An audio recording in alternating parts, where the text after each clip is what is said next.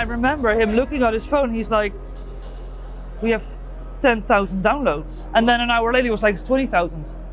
And I was like, what's happening? First year it was almost 1 million. And we were like, what's happening?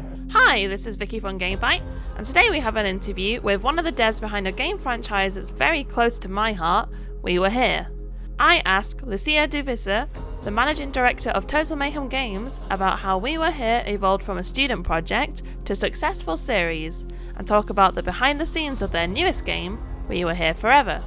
So, without further ado, here is the interview, and if you enjoy the video, be sure to leave a like and subscribe, and check out some of our other interviews, as it really helps us out. Thanks! My name is Lucia de Visser, and I'm the managing director of Total Mayhem games. We started our studio 5 years ago in 2017. We made our first game, We Were Here, and after that we just grew bigger, and now we're here with a studio with our latest game, We Were Here Forever, almost launching. Well, actually, in a lot of ways, it's like the series goes on. So we started We Were Here, and then we have We Were 2, which is kind of, you could play the game separately from each other, still have like a really nice experience. But there is a narrative that runs through all games.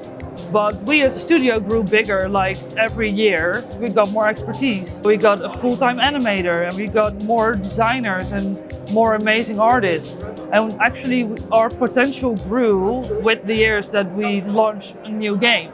So this game for me feels different because it finally, in my opinion, feels like we have finally put all these puzzle pieces together. Puzzle pieces. I didn't choose that for a reason. For me, We Were Here, the first game, I already had like the same vision of what this game could be, how this one turned out, but we just weren't like evolved enough to make something like this. And this feels like this finally represents what we tried to tell. But now we have like all the amazing talent in-house to actually create it. And I think that is how this game is the cherry on top of the series, because this one has everything. The story is amazing, the puzzles are even better, and this one feels like it's finally a complete package of everything that we have to offer, basically.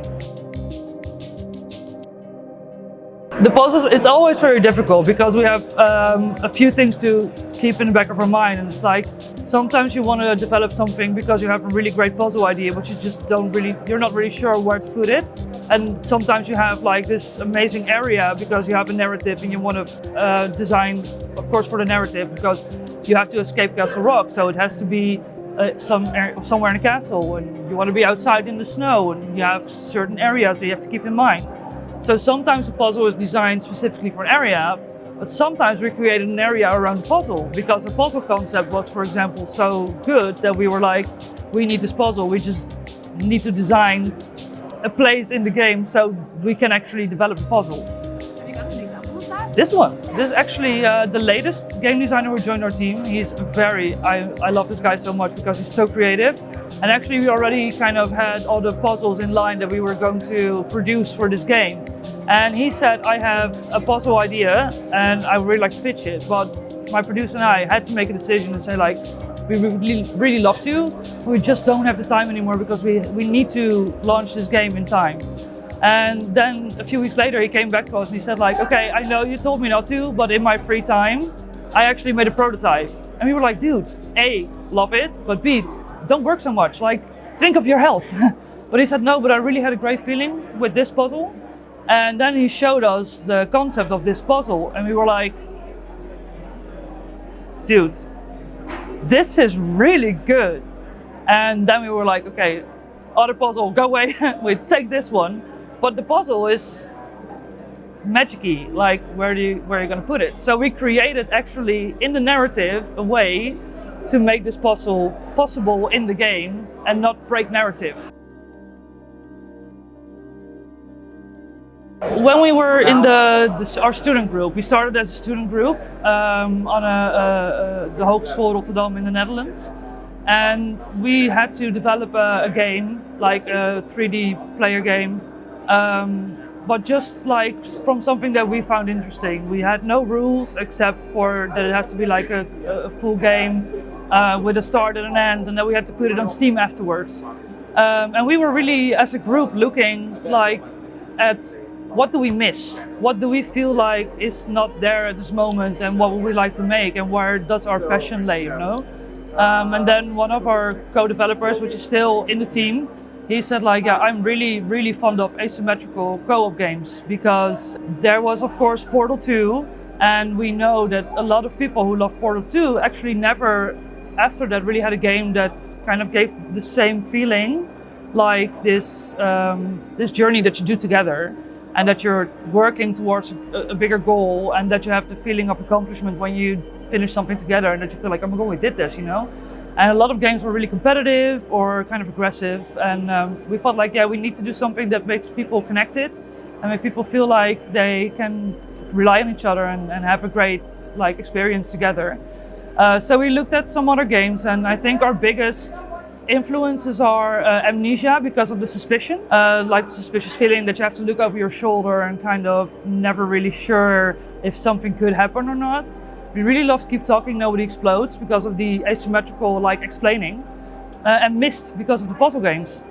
So actually we kind of always say like we put those 4 games in a blender and just put some little Total Mayhem game magic over it, and then We Were Here was born. Well, because it was a school project, we needed to produce this game, and we just had to put it on Steam. And the only thing that we had to do was actually make it that it really works and have 1,000 downloads. And then we would pass class, and you get, of course, a grade like how good is it and did you meet all the requirements. And we actually just finished it the day we had to launch it, while other teams actually launched it already, like as a kind of a beta, and then they got some feedback. But we really wanted to work till like the last moment that we had, and we're like, it's just a leap of faith, but we have to just release it tonight, and that's all we have. And I actually organized a release party because I really wanted to like give all the students who had developed these games credit for the work and have a place to showcase it. So that day we released it actually on the launch party, and I remember my colleague Chris, he was like looking at Steam all the time like, oh my god, are we gonna make 1,000 because we need to pass class? And I remember him looking at his phone, he's like, we have 10,000 downloads. And I was like, what, already? It's just an hour on Steam. And then an hour later it was like, it's 20,000. And I was like, what's happening? And the first month we had already 200,000 downloads. First year it was almost 1 million. And we were like, what's happening, basically? You get a good grade at the end of it. There was one team that got a better grade. Ah. Well, we got a 9 out of 10. That's pretty good though. Or did we get an 8? No, we got a 9, we got a 9. We'll go with 9. Yeah, we'll go with 9. It's a 9. Oh, that's so tough, because I have so many good things to say about this project, because I really know that every single person of my team like put their entire heart and soul in this game. Because a lot of people are also part of our team are people that, for example, left other studios because they weren't treated well there, or had to work really big overtime and didn't get paid or whatever, and didn't get recognition for their work, or just thought they weren't able to work in gaming anymore. And you notice so well that these people really put their heart and soul in it, because they feel like this is also like my product to the world, you know. I want to show people that I'm a professional and I can make amazing games with this team. And I think that if you play it, you really see in everything that it's a product that's from the heart and not just a money grab or a cash cow. So that's my 2 cents why you should play this game. So We Were Here Forever will be launching the 10th of May on Steam and Epic, and console will be a little bit later, shortly after.